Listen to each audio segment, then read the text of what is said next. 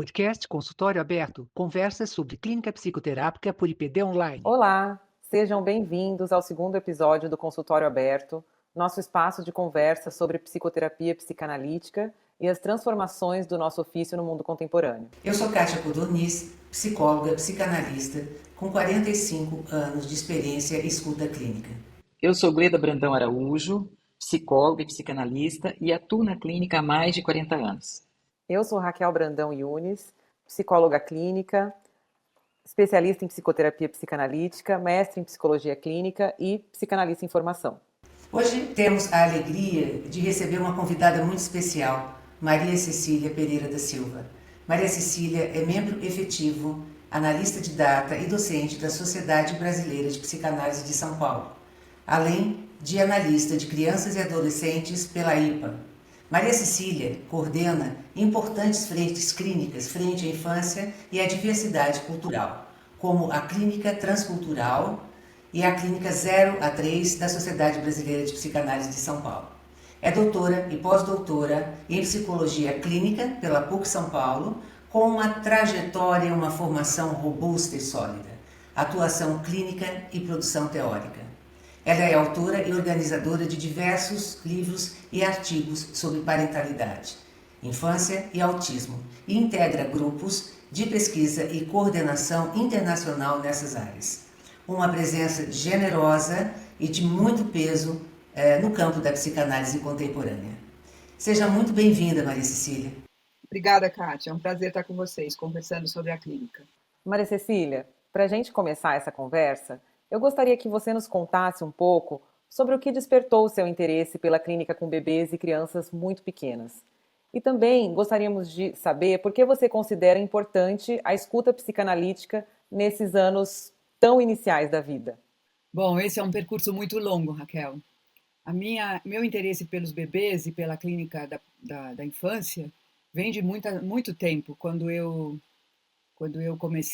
terminei o meu curso colegial, eu fui fazer curso normal e trabalhar com crianças na pré-escola. Quando eu me formei, eu fui ser psicóloga escolar de várias escolas infantis. E depois, com o trabalho, com a experiência de observação de bebês e com o curso que eu fiz com o Sérgio Lebovici na Universidade Paris 13, meu interesse ficou muito maior pela clínica com bebês. A partir daí, a gente começou a fazer intervenção nas relações iniciais pais-bebês, criamos o centro que concentra, né, que contempla toda a clínica 0 a 3. E após essas intervenções, esses trabalhos, essas clínicas, também eu fiz vários cursos com a Christine Lasnik. A Marie-Christine Lasnik vem desenvolvendo muitos trabalhos com a clínica da primeiríssima infância, despertando o interesse para a gente observar os indicadores de risco iniciais.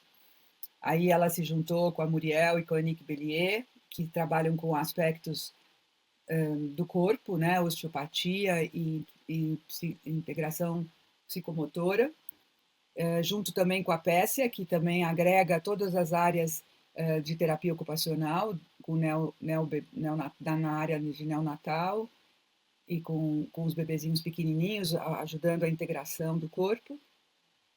E acho que foi por aí. Acho que o meu interesse maior é com a prevenção. Se a gente pode prevenir no início qualquer patologia ou qualquer sintoma na relação mãe-bebê, a gente consegue prevenir sintomas que podem se cronificar mais tarde com áreas de patologia muito mais grave. Então, acho que meu interesse maior se voltou para a clínica 0 a 3 em função da possibilidade de prevenir transtornos de desenvolvimento. Cecília, esses dias eu tive a oportunidade de ver alguns colegas que trabalham com a clínica de 0 a 3 e elas trouxeram a experiência que elas tiveram com a Lasnik. E realmente é fantástico, né? O cuidado e a tentativa de fazer um trabalho profilático, né? Eu acho que isso faz toda uma diferença, né? Mas eu queria que você contasse pra gente como que é o setting psicoterápico com uma criança de 0 a 3. É muito diferente de uma criança mais velha? Né? Quais são as especificidades? É muito diferente. Primeiro, o psicanalista precisa ter uma alta capacidade de observação. A experiência da observação de bebês, segundo o método da Esther Bick, enriquece muito a nossa capacidade de observar nos mínimos detalhes o que se passa com o bebê e o que se passa com o bebê na relação com os pais, assim como dos pais com seus bebês.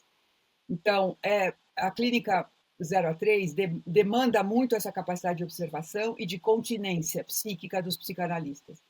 Na clínica 0 a 3, a gente não constrói interpretação, a gente faz pequenas intervenções. Isso se diferencia muito do trabalho psicoterapêutico em si.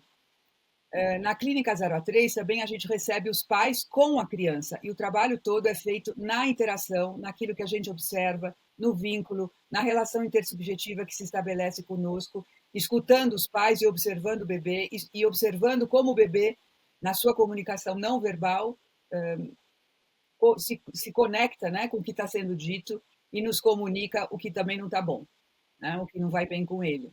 Na clínica 0 a 3, especificamente da sociedade, não necessariamente sempre nos casos que eu recebo no consultório, nós filmamos os atendimentos e nós atendemos em dupla. Quando a gente tem a possibilidade de trabalhar em coterapia, a gente tem a possibilidade de apresentar, em primeiro lugar, para os pais, um casal pensando, né? Duas pessoas pensando, conversando e dialogando como modelo de casal parental. Quando a gente filma, a gente pode rever os atendimentos e aprender com o que a gente pode observar ou pode verificar que não percebeu, ou perceber melhor, ou refletir melhor, especialmente nas nossas reuniões clínicas mensais, onde a gente pode rever essas filmagens. Essas filmagens também são editadas minimamente para entregar para os pais no fim do trabalho, porque sempre pode ser um documento em que eles possam rever coisas e observar transformações que se deram na intervenção.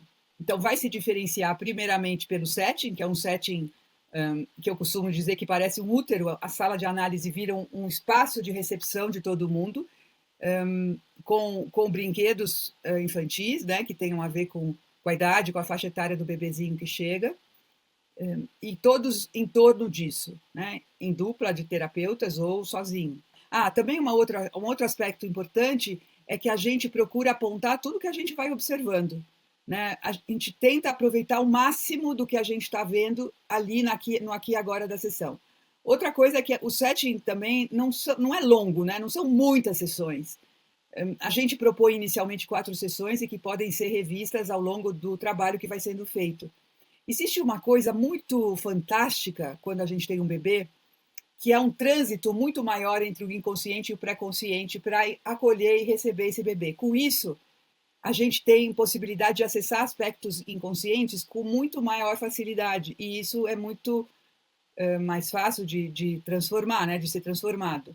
Esse conceito de um trânsito maior entre o consciente, o pré-consciente e o inconsciente chama-se transparência psíquica e foi proposto pela Monique Budilowski. É diferente do estado de preocupação materna primária, que é uma capacidade dos pais, especialmente da mãe, de se conectar com as comunicações não verbais do bebê. Essa é uma condição da mãe de regredir e de ficar num estado em que ela pode entender mais o que está se passando com o bebê por identificação. Então, essa é uma coisa muito interessante que acontece nas intervenções iniciais. Outro aspecto é que a gente se apresenta como modelo parental. Não só como um casal pensante ao vivo, em que um terapeuta conversa com o outro, chama atenção para uma coisa ou para outra do que está acontecendo na cena analítica, como também a forma de se aproximar do bebê, né, com disponibilidade, com time, com turnos entre presença e ausência, sem excessos. Então, muitas vezes a gente vai ajudando os pais a também observarem aquele bebê. Outro aspecto é que quando nós fazemos pequenas intervenções, muitas vezes nós falamos pelo bebê. Espera um pouquinho, mamãe, eu tô começando a entender onde eu tô. Espera um pouquinho, mamãe, eu tô vendo a Cecília. Puxa, papai, você veio rápido demais. E coisas desse tipo em que a gente vai nomeando também os sintomas do bebê, como se o bebê pudesse dizer, mamãe, me segura de outro jeito, me sustenta de outra forma.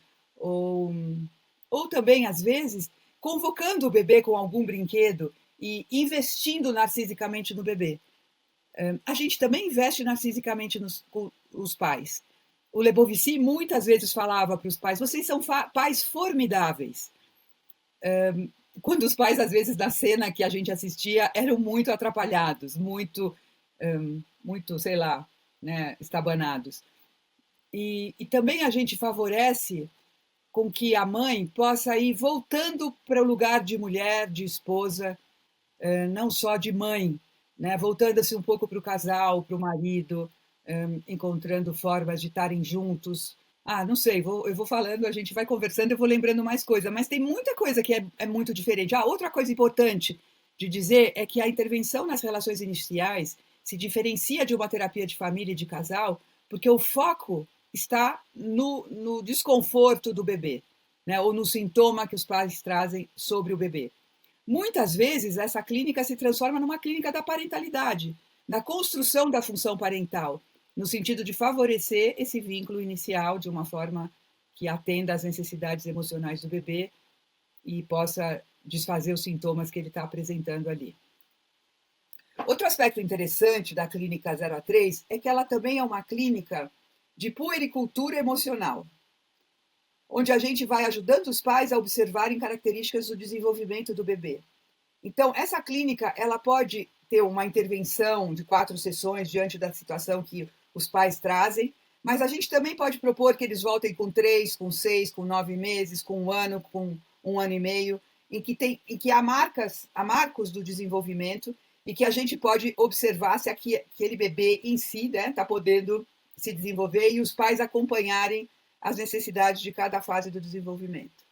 Bom, Maria Cecília, além da sua experiência, né, no trabalho com crianças e com bebês, a gente sabe que você também é envolvida na formação de novos terapeutas nessa área.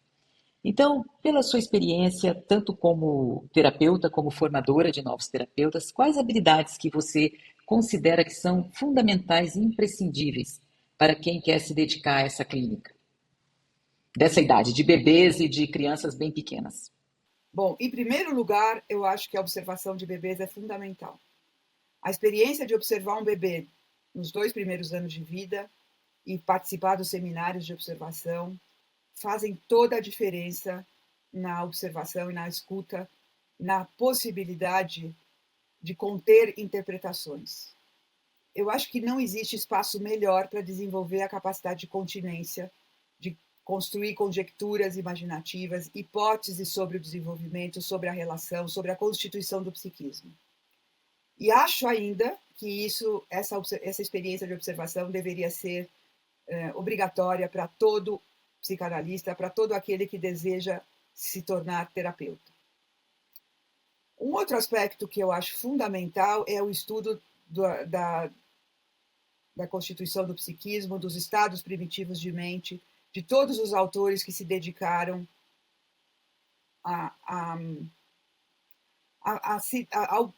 como que a gente pode falar? A escutar, a ter uma escuta clínica para esses estados primitivos de um tempo sem palavras, de um tempo sem representação, de um tempo não simbolizado ainda, que muitas vezes se manifestam na clínica, seja por comportamentos não verbais, por comportamentos corporais, por silêncios, por angústias inomináveis.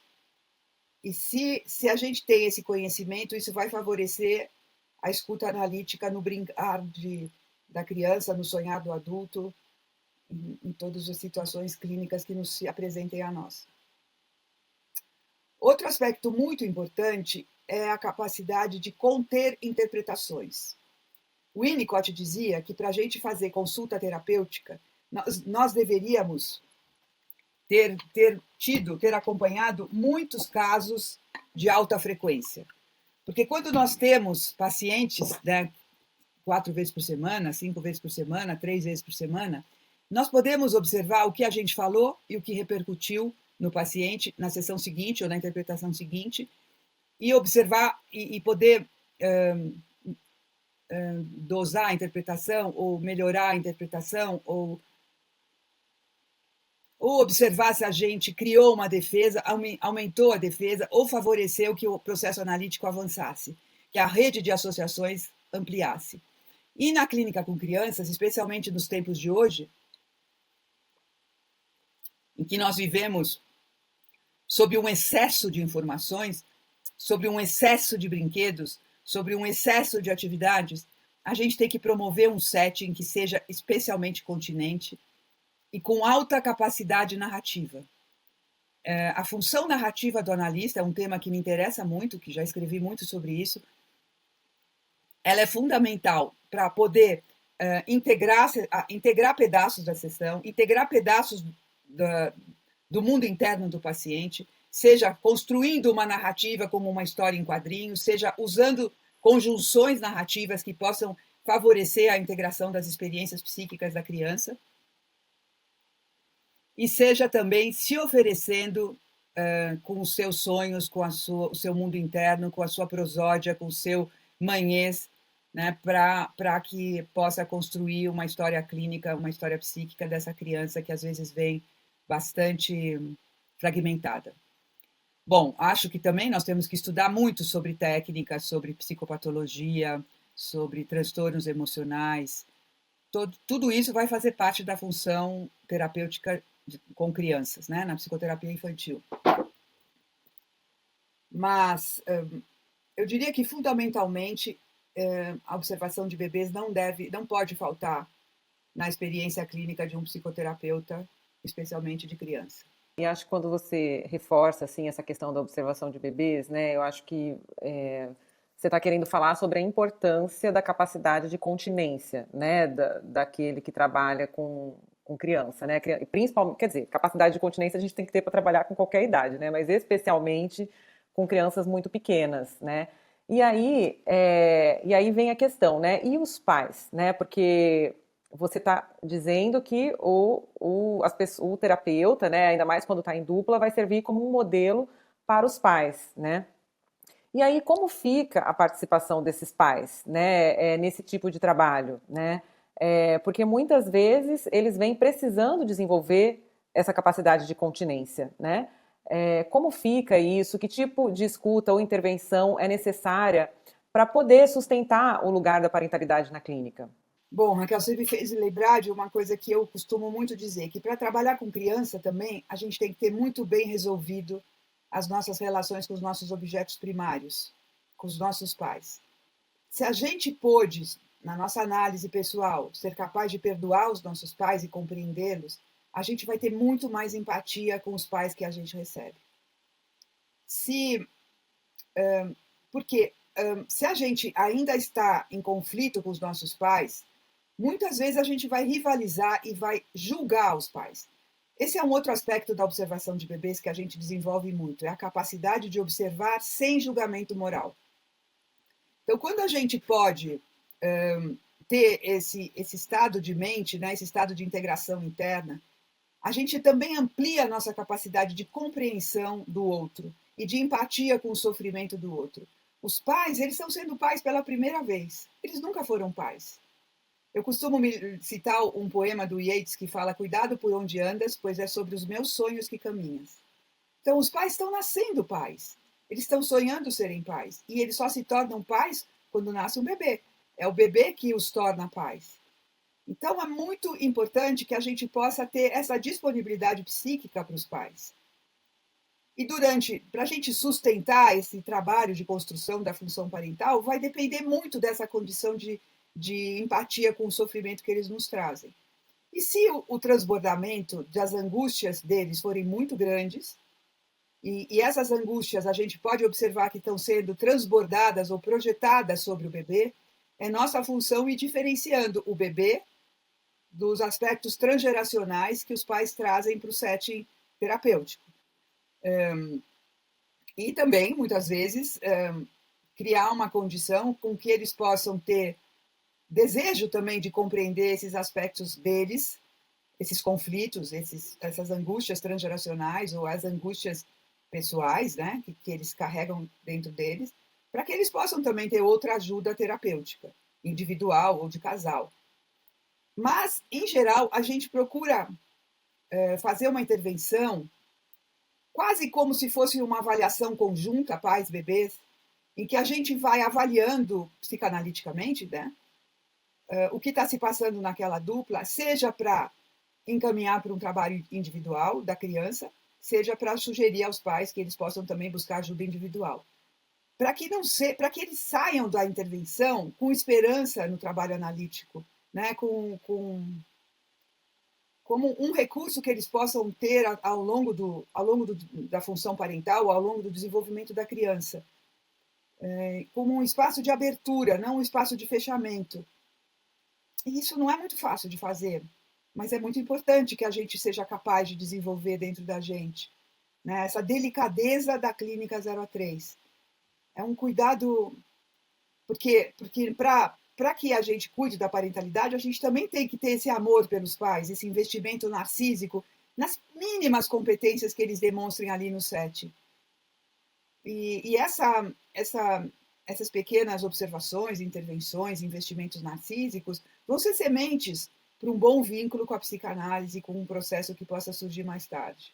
Maria Cecília, eu acho que você deixou bem claro a importância de que nós, psicoterapeutas e psicanalistas, possamos ter a experiência da observação de bebês para ter uma noção, né, mais clara, em um nível muito mais sensório, né, para desenvolver uma questão interna nossa também, de você trabalhar com coisas não simbolizadas, com sensações, com sentimentos.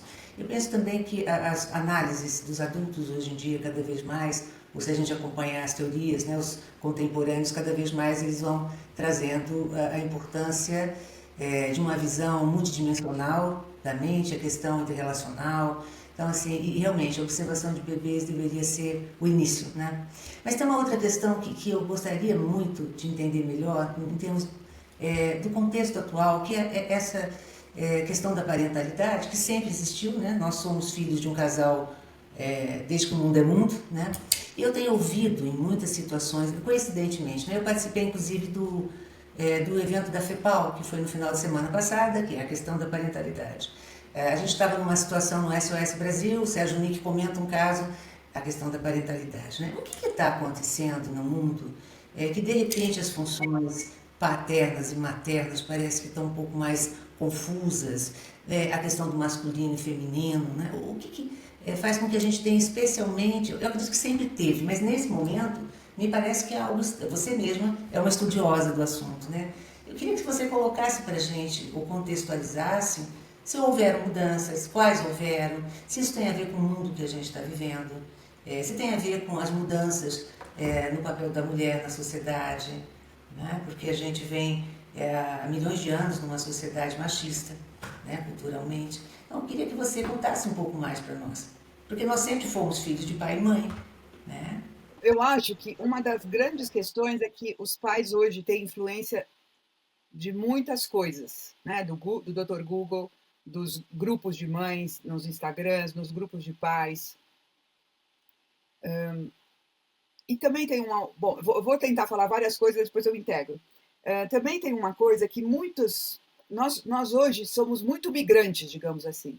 Muitas famílias, muitos casais vão ter seu bebê em outra cidade, em outro país, em outro contexto, longe das suas famílias originais e sem rede de apoio. Então, muitas vezes, buscam apoio em informações que não ajudam em nada, porque informação a gente tem em todo lugar, desde os livros, até nos médicos, até nas tecnologias, nas redes sociais. Mas para a gente ser pai e mãe, depende dos recursos internos, dos valores internos, de cada um, que a gente carrega com a gente. E na distância das famílias, e na distância da nossa infância, porque também hoje muitos pais são pais muito mais velhos, muito mais distantes da própria infância, do próprio mundo infantil, e mais desconectados pelas questões do mundo, né? pelas questões contemporâneas, mais desconectados do mundo interno e do mundo infantil. Acho que isso os deixa muito mais perdidos, tanto o pai quanto a mãe. A questão da parentalidade nos casais homoparentais não são diferentes dos casais heteroparentais, não tem nada de diferente. Os conflitos são os mesmos e o desejo de acertar também, o desejo de fazer o melhor pelo seu bebê, o melhor pelo desenvolvimento da criança, para tentar compreendê-los. Tudo não muda muito, né?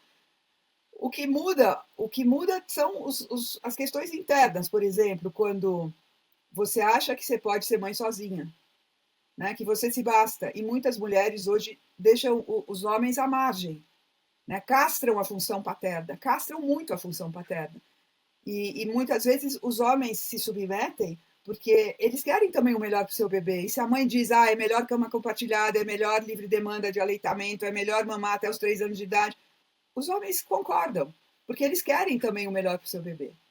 Então, eu diria que uma coisa muito importante na parentalidade é perceber que a gente precisa do outro, né? Precisa do outro para ajudar a gente a construir aquele bebê.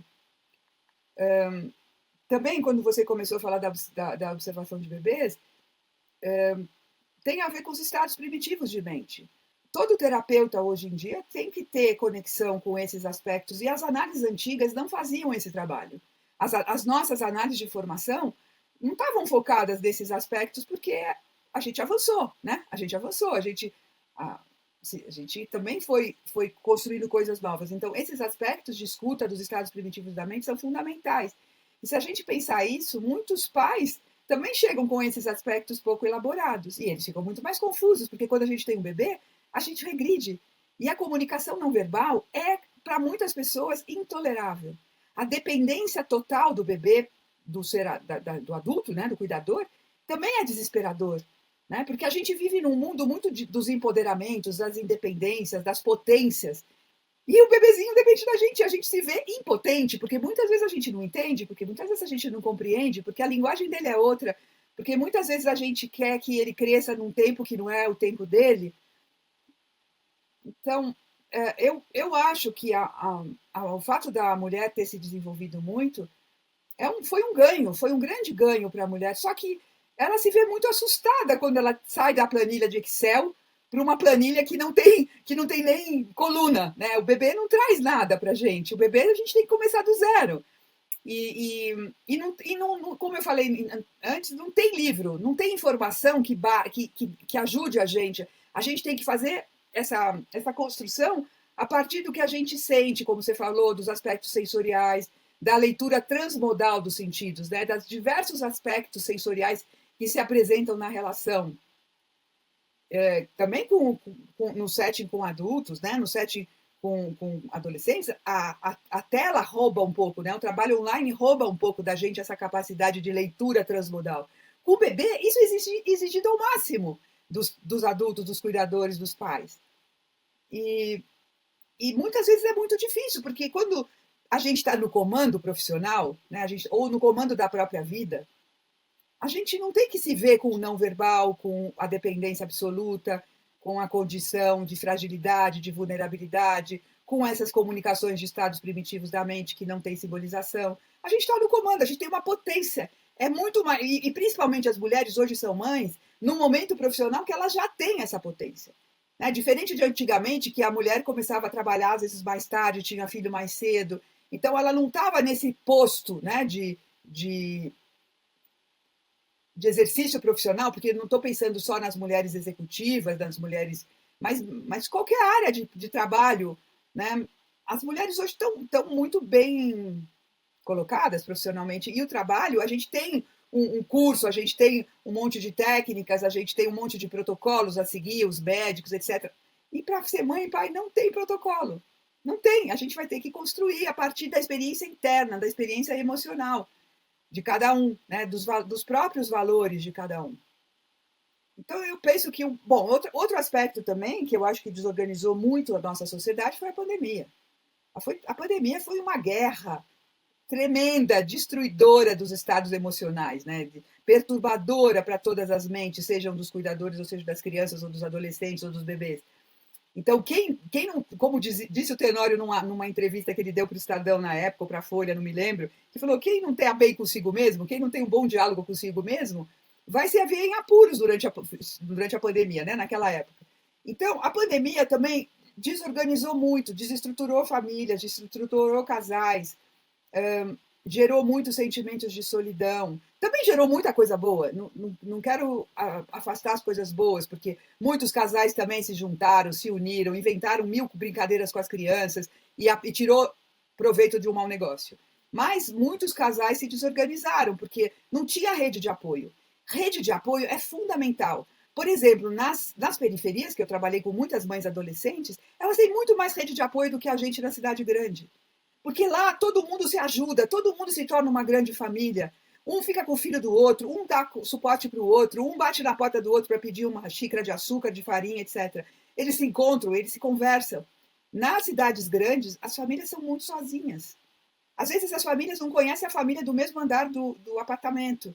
Às vezes nunca viu o vizinho da rua. Então, isso é de uma solidão enorme. E ainda, sem as famílias por perto, ou a família está no interior, ou está no outro estado, ou está no outro país, torna-se tudo muito mais desafiador na construção da função parental. E é desafiador, não porque é difícil ser pai e mãe, é desafiador porque você conta com a rede de apoio e com recursos internos para construir a função parental. Se você está muito desestruturado, como a pandemia provocou nas pessoas, né? Isso se torna um desafio a mais para construir a função parental e atender a demanda dos bebês e das crianças pequenininhas, principalmente, que demandam uma devoção de 24 horas. A ideia do Winnicott de devoção materna é muito verdadeira, porque é mesmo. A gente tem que ter isso internamente para cuidar dos filhos, dos pequenininhos, né? Tem que ter essa dedicação. E muitas vezes a gente tem outras demandas, né? Por exemplo, o trabalho home office fez com que muitas mulheres voltassem a trabalhar antes dos 4 meses. E até hoje acontece isso, né? Muitas vezes o trabalho suga. E a mulher, como é muito mais fácil trabalhar do que se devotar 24 horas para o bebê, né? Não que não seja prazeroso cuidar do bebê, não estou falando isso. Eu estou falando que é mais fácil trabalhar do que fazer todas as tarefas que o bebê demanda. Então, muitas vezes as mulheres voltam para o trabalho antes, porque ali elas se sentem mais reconhecidas, né? Então, esse é um outro aspecto interessante, que é muito importante que a rede de apoio seja de uma avó, de um avô, de uma tia, de um tio, de um irmão, de uma irmã, de uma enfermeira ou de uma babá. Elas não podem usurpar a função materna, né? É muito importante. Ter rede de apoio não quer dizer usurpar a função materna. Por isso que eu digo, né, que a gente tem que ter cuidado por onde anda, pois é sobre os sonhos desses pais que a gente está pisando, né? Então, isso também é um outro dificultador, muitas vezes. Então, Maria Cecília, voltando à questão da formação, né, de terapeutas nessa área, porque na realidade não faz tantos anos que a IPA, assim, se a gente pensar historicamente, né, não faz tantos anos que a IPA reconheceu a formação, né, na área de infância e adolescência, que criou a formação integrada, que até é bem recente, né, foi uma questão da gestão da Virginia Ungar, né, a formação integrada. Mas, na sua experiência, eu gostaria de enfatizar de novo que você falasse um pouco mais sobre a questão da formação. Você acha que, mesmo com a formação integrada nas sociedades psicanalíticas, ou mesmo a formação na área de infância e adolescência em psicoterapia, você acha que eles preparam adequadamente os terapeutas, sobretudo para terapeutas para crianças muito pequenas? E também, o que você sugeriria a quem quer seguir este caminho? O caminho de formação e supervisão nesta área? Os terapeutas que têm interesse, né, de trabalhar com essa população tão precoce. Bom, vamos pensar antes da parte teórica, né?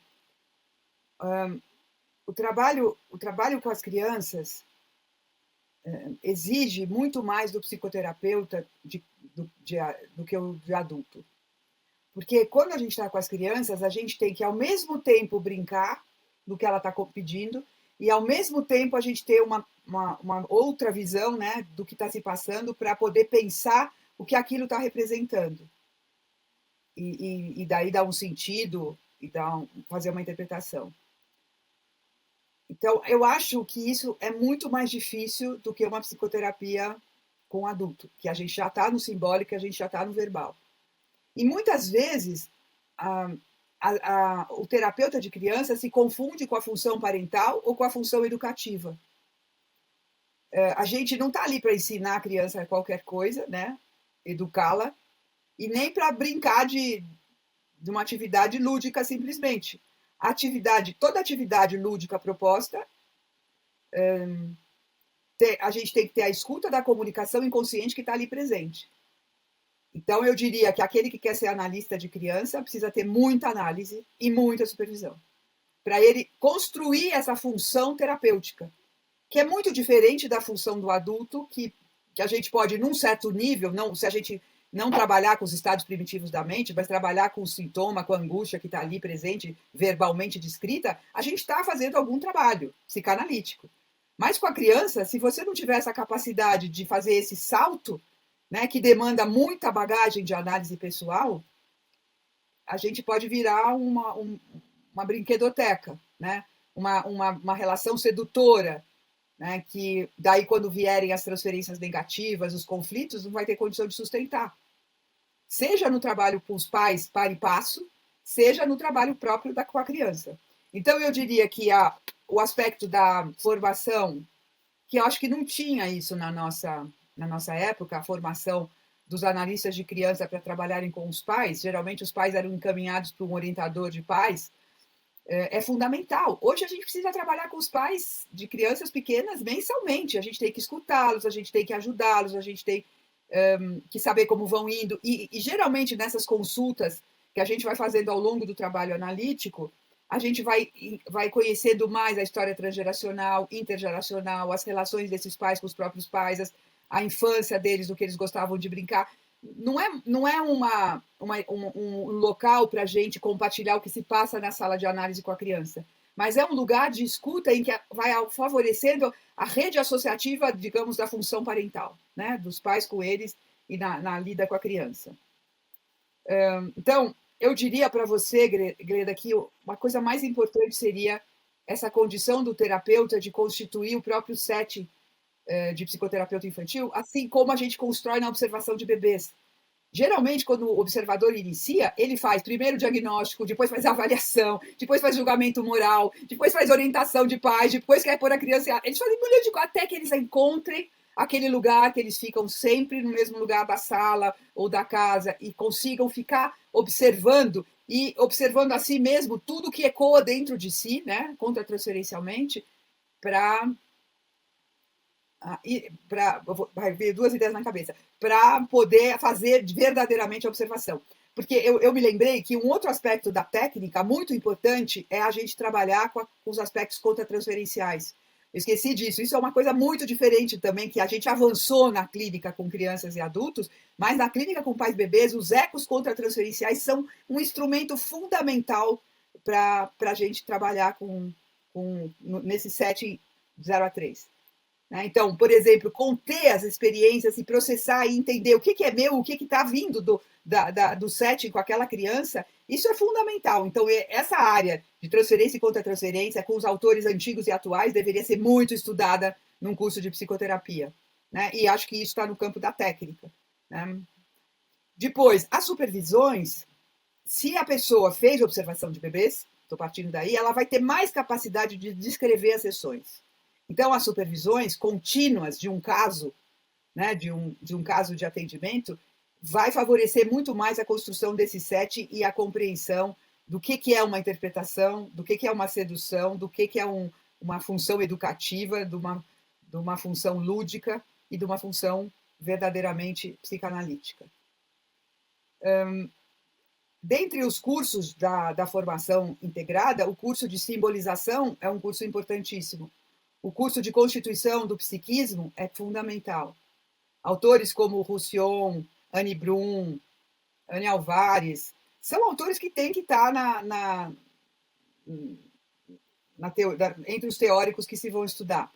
Né? Também alguns autores que eu adoro, que são autores do desenvolvimento, como Daniel Stern, Trevarten, são autores que também ajudam muito a compreender o funcionamento psíquico e também o nível de interpretação que a gente tem que usar com cada funcionamento psíquico, né, como propõe Anne Alvares. Então, são autores imprescindíveis na formação. E depois temos os cursos de psicopatologia, de técnica, a técnica da primeira infância, a técnica da infância e da adolescência e do adolescente. Também entender o desenvolvimento e depois todas as psicopatologias que hoje nós temos, bullying, nós temos anorexia, bulimia, cutting, né? Temos muitas coisas na adolescência e temos agora o vício às telas, né? Que esse é um outro aspecto que tem que ser trabalhado e pensado na formação também. Fatores atuais, né? Como, por exemplo, essa série Adolescência, que foi um boom, são importantes serem discutidos e pensados para além das telas, sabe? Para não ficar a culpa é das telas, né? A culpa é das redes sociais, a culpa é dos videogames. Né? Tem muitas questões implicadas, né, no funcionamento de um adolescente mais violento, mais agressivo ou menos. Assim como nas crianças também. Tem alguns aspectos do desenvolvimento, como, por exemplo, a gente compreender os aspectos de integração corporal, integração sensório-motora. Se você não estuda isso e não aprende, você não vai ver na clínica.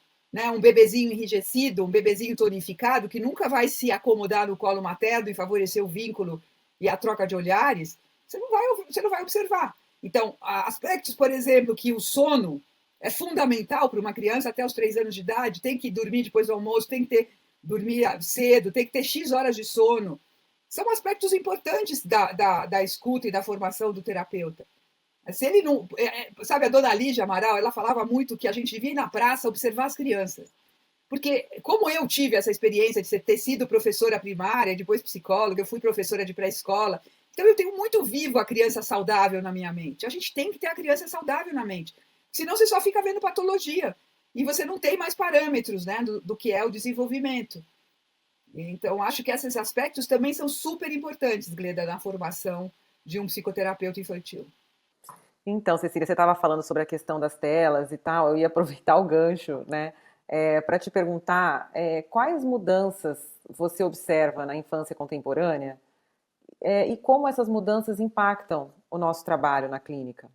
Bom, eu tenho que dizer que eu sou militante contra as telas. O Tisserron falou nesse fim de semana sobre isso. Ele falou, eu milito na área das telas, das tecnologias. Só que ele é muito mais condescendente do que eu. Se você quiser uma observação menos rígida, menos categórica do que a minha, você lê as coisas que ele publicou, escreveu e apresentou nessa jornada. Eu acho que o prejuízo maior é o brincar. E a infância é feita de brincar. E tela não é brinquedo. Tela não estimula a criatividade, não estimula o mundo de fantasia, muito pelo contrário. Não ajuda a criança a lidar com o princípio da onipotência, com o princípio do prazer e com esse trânsito com o princípio da realidade. Quais são os prejuízos? Os prejuízos são em todas as áreas, Raquel. Das crianças pequenas, os prejuízos são na área motora grossa, na área motora fina, na capacidade de visão, perde-se a visão com telas demais, perde a criatividade, perde a capacidade de tolerância à frustração, o imediatismo se impõe com muito mais violência, perde a capacidade intersubjetiva. Para mim, esse é o maior prejuízo. Porque para a gente se relacionar com o outro dá muito trabalho, a gente nunca parou para detalhar o que é se relacionar com o outro, mas a intersubjetividade é muito trabalhosa. Você tem um turno, espera o outro falar, escuta, responde, pergunta para o outro como vai. Né? Tem pessoas que falam, como você vai? Aí você fala, tá tudo bem. E você? Eu... E não escuta, não pergunta, não se interessa, não tem assunto. Então, a intersubjetividade é a coisa mais grave, o brincar, e a capacidade narrativa. Nós todos perdemos capacidade narrativa, capacidade de contar como foi o seu dia, de contar uma historinha, de construir uma cena narrativa com as casinhas e os brinquedos na sala de análise, de olhar para o outro, de dormir mesmo. A criança não consegue dormir porque entra num estado neurológico, né? de excitabilidade, que ela não consegue dormir. E também não convocam os pais, elas param de convocar. Mãe, vem brincar comigo? Mãe, vamos brincar? E os pais também param de brincar com as crianças. Então, eu sempre digo para os pais, com muitos casos graves que eu acompanho no consultório, que eles tirem as telas, cortem as telas zero, mas eles vão falar que é para melhorar a relação deles, e eles vão ter que oferecer outra coisa no lugar. Vão comprar jogos, vão jogar toda a noite, vão brincar, vão inventar, Os pais também não brincam com as crianças, eles trabalham muito, chegam em casa exaustos, vão para casa fazer a comida, dá banho, vê se a lição está pronta, tararã, tararã, tararã, é tudo uma correria. Né? E não tem tempo do brincar. Então, brincar do adulto e da criança são muito importantes. Também o tempo do ócio, né? O tempo do fazer nada, o ócio criativo é fundamental. Muitas vezes a criança não aguenta não ter uma ideia, não ter uma coisa para fazer, não ter algo. Ela quer logo resolver. Não, mas se esperar um pouquinho, vem. Bom, eu posso falar horas para você sobre os prejuízos das telas. E eu acho ainda, depois se você quiser você tira isso, mas eu acho que vai chegar um tempo que vai vir como um cigarro que vem escrito, dá câncer. Vai chegar uma hora que a tela vai ser tão nociva que vai vir com esses... sei lá como fala isso. Porque, e hoje em dia, anteontem eu falei numa escola para pais de fundamental. E as mães, que são jovens, né, filhas de 9, 10 anos, falam assim, é demodê já ficar no celular. Né? Quando alguém fica olhando no celular é muito chato, é horrível. Elas mesmas já estão falando do desconforto que geram os iPhones da vida.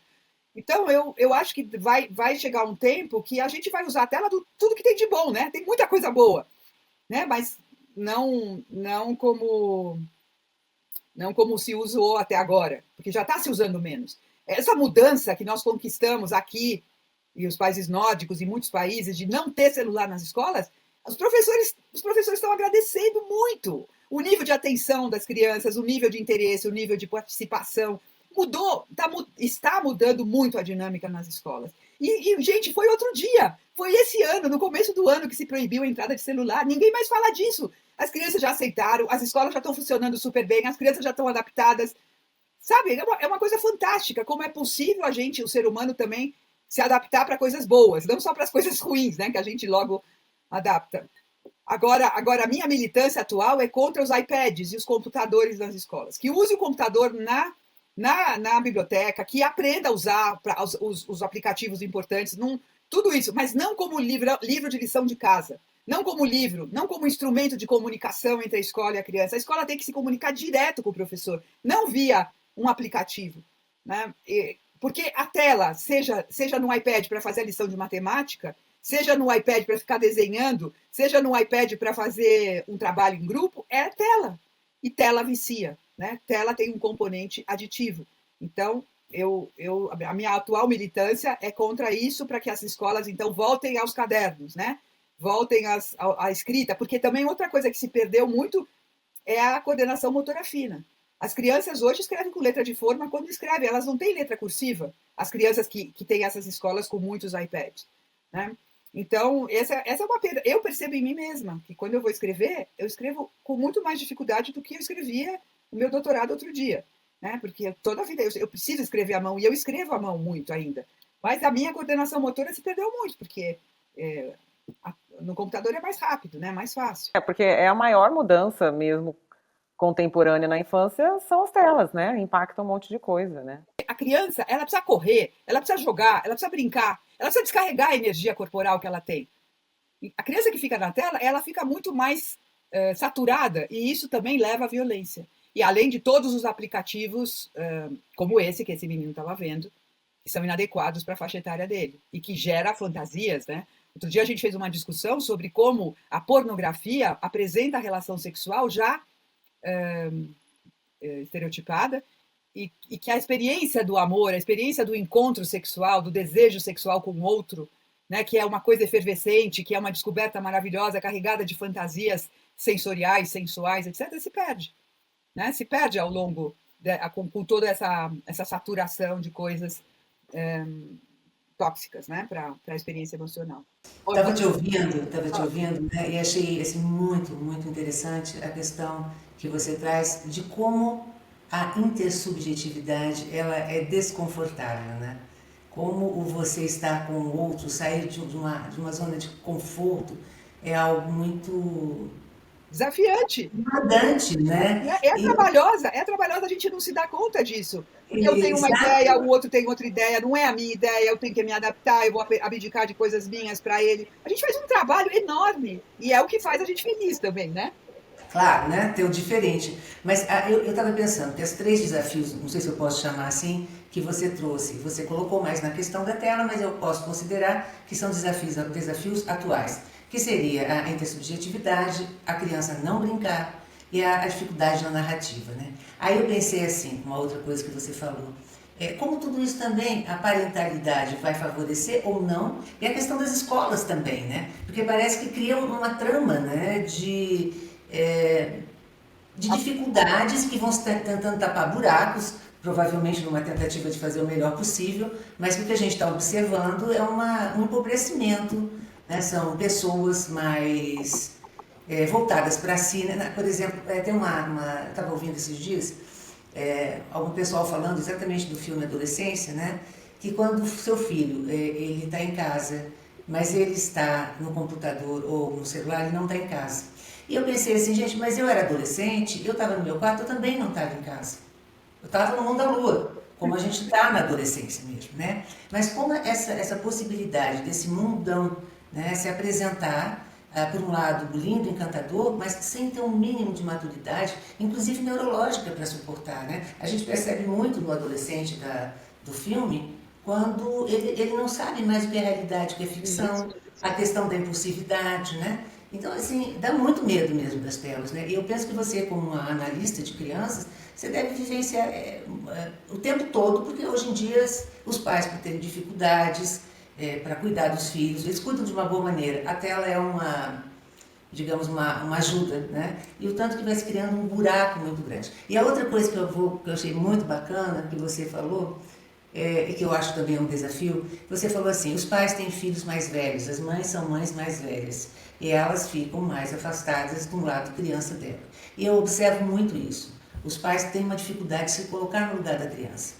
Isso cria um rombo, né? E que eu acredito que você, quando trabalha nesse esquema, desse setting, em que você acolhe os pais, você deve ajudá-los, não é assim? Sim, a gente brinca, né? A gente brinca. E a gente brinca, e na hora que a gente brinca também com a criança, com os brinquedos, com os bonequinhos, e constrói, e cai, e os pais já ficam preocupados, olha a bagunça, olha não sei o que, eu falo, não tem problema, aqui pode fazer bagunça, aqui pode construir, demolir, né? A gente vai podendo aproveitar e ver, olha só como ela vibrou, e parabéns, você conseguiu, não sei o quê. Então, essas experiências vão também sendo modelo lúdico, né? Modelo do brincar. Sem dúvida, isso a gente vai apresentando, mas eu acho que é um contraponto muito, muito forte, Kátia, com a vida racional, com a vida profissional. Então, isso está muito mais presente nas mães mais velhas e nos pais mais velhos, né? Então, a disponibilidade para o contato com o infantil, com as manhas, com as crises dos ritos de passagem, são muito maiores. Outra coisa que você falou, a gente ficava no quarto. A gente ficava no quarto, mas a gente ficava no telefone muito. Horas no telefone com a nossa melhor amiga, com o nosso melhor amigo, com o nosso namorado, com a nossa namorada, com a pessoa que a gente gostava. Outro dia, uns pais falaram para mim, eu fiquei tão contente que eu vi as minhas filhas falando ao telefone com as amigas. Elas usaram o celular, mas era o celular como telefone, não falando no WhatsApp. Né? Então, conversando. É muito diferente a gente conversar do que a gente digitar, porque quando a gente conversa, a gente tem que escutar, a gente não vai respondendo de imediato. Né? Então, a gente tem que escutar o outro, a gente tem que trocar, a gente ri, a gente se diverte. É vivo. É uma coisa viva, não é veiculada pela máquina. O outro aspecto também da parentalidade mais tarde, sei lá, é que também existe uma expectativa de um bebê perfeito, né? Porque você já ticou tudo da vida e aquele bebê que vai chegar tem que ser o bebê mais desejado, mais querido, e ele logo tem que ser perfeito, logo autônomo e logo na faculdade. Então, quase que não tem espaço para poder ser só bebê, né? Ser só uma criancinha. E isso não é com más intenções, é com as melhores intenções, mas acontece que isso acaba se passando. Então, a gente tem que um pouco aproximar os pais desse mundo infantil, dos próprios filhos e de si mesmos, né? Hoje os pais falam muito que a criança está dando defeito, como se fosse uma máquina que quebrou. É uma expressão que não existia, né? É uma expressão atual. Deu defeito. Ih, já vai dar defeito, é melhor ir para casa dormir. Ih, já deu defeito. Eu acho muito, sei lá, muito tecnológico, muito industrial essa expressão. E eu acho que também, né, Maria Cecília, uma coisa que eu chamo uma patologização da infância. Sim. Né? Então, se a criança faz mais birra, é uma doença. Não é uma fase do desenvolvimento. Claro que algumas crianças são mais birrentas que outras, né? Mas passa a ser algo patológico, quer dizer, o que sempre foi comum na infância. Claro que existem patologias, não estou negando que existam, né? Mas as coisas passam a ser patológicas. Eu acho que isso é bem preocupante. Uma das tarefas muito grandes... A demanda, né? A demanda da criança passa a ser patológica pela incapacidade. Os pais estão com pouco espaço emocional para lidar com aquela demanda e acabam patologizando aquilo, né? Então, mas uma das aspectos mais frequentes da Clínica 0 a 3 é a gente desconstruir diagnósticos de autismo que os pais fazem no próprio filho. Né? Então, a gente vai lá mostrando que aquilo ali que a criança tem capacidade de brincar, de conversar, de olhar, sei lá, de se comunicar. O outro aspecto que você falou da patologização da birra, geralmente os pais têm pouca disponibilidade para compreender o que levou à birra e o que levou àquele comportamento. É como se eles observassem a criança compartimentada. Eles veem isso, mas não veem o que veio antes. Né? Então, o que eu ajudo os pais é observarem que essa é a forma da criança reclamar que alguma coisa não está boa. Vamos pensar junto o que não está bom. Né? Porque eu não acho que criança faz birra, eu acho que criança reclama. E ela reclama com o recurso que ela tem. O recurso que ela tem é espernear, gritar, chorar. É o recurso que ela tem para ela fazer um barulho que você... por favor, me escutem. Escutem o que não está bom. Escutem, eu não estou conseguindo desse jeito ser legal. E aí a gente vai trabalhando com os pais para que eles possam ampliar essa capacidade de compreensão, de empatia com o desconforto do bebê, né? Ou da criança pequenininha. Muito verdade essa patologização, esse excesso de diagnóstico, né? Além do excesso de medicação também. Todo mundo tem TDAH agora, todo mundo tem, né? É um pouco... Os que não têm autismo têm TDAH quando não tem os dois juntos, né? Pois é. Quando não tem TOD. TOD também, transtorno obsessivo. Como é que é transtorno? Desafiante. Opositor, né? Transtorno opositor. Né? Bom, Maria Cecília, eu acho que a gente ficaria horas aqui sem conversando com você nesse assunto tão instigante, interessante, atual, né? Que a gente convive aí no nosso dia a dia, seja no consultório, seja agora com os netos, né? Porque os filhos já estão todos adultos, mas com os netos, né? Isso está presente na nossa vida. E a gente quer muito te agradecer por você dividir conosco a sua experiência, as suas inquietações também, a sua expertise nesse tema. Foi certamente muito enriquecedor para todos nós que ouvimos, para aqueles que irão ouvir, né? Isso tudo que você pôde dividir conosco. Muitíssimo obrigada.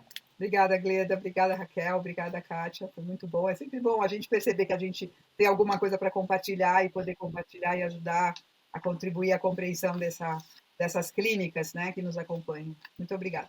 Maria Cecília, eu também quero te agradecer. Não podia deixar de agradecer, porque pela sua generosidade hoje, né, aqui, mas a sua generosidade sempre, né, comigo, que sempre me ajudou e participou e participa da minha formação até hoje. Né? Então, muito obrigada. Para mim é muito especial você estar aqui. A sua mãe deve ter orgulho de você, mas eu também. É muito legal ver uma recém-formada e se transformando numa analista, né? E eu fazendo um pouquinho parte desse percurso teu, eu fico muito feliz, muito feliz. Quero agradecer também a gente fica um tempo, né? Estamos quase de 1h30 conversando e passa tão rápido, né? É tão agradável. E ouvir alguém que tem um saber, tem uma generosidade em compartilhar. Né? Então, muito obrigada. Estou saindo daqui feliz e com muitas coisas para pensar. Muito obrigada, viu, Maria Cecília? Obrigada, Kátia. Nós fizemos parcerias mais recentes, muito boas também. Foi muito legal fazer parte do Comitê de Liaison. Foi muito legal a gente se reencontrar em alguns momentos da IPA e que nós que fomos amigas no início da formação, né? Pois eu já estava lembrando, eu estava vindo para cá e estava lembrando, né? Que coisa, coincidência boa, né? Agradável. A Maria Cecília, eu era candidata, a Maria Cecília também, e ela foi uma das fundadoras da ABC. E eu representava os candidatos daqui da nossa sociedade. E a Maria Cecília, já muito empreendedora, fez um encontro em São Paulo, com o Sérgio Nick, o Caliche, né? Foi muito bom. Foi muito bom. Passaram-se, o Teiral também, passaram-se muitos anos, né? E é bom estar junto. Obrigada, muito obrigada. Muito legal. Bom, então a gente finaliza aqui esse segundo episódio do Consultório Aberto e aguardamos vocês para os próximos. Podcast Consultório Aberto. Conversas sobre clínica psicoterápica por IPD Online.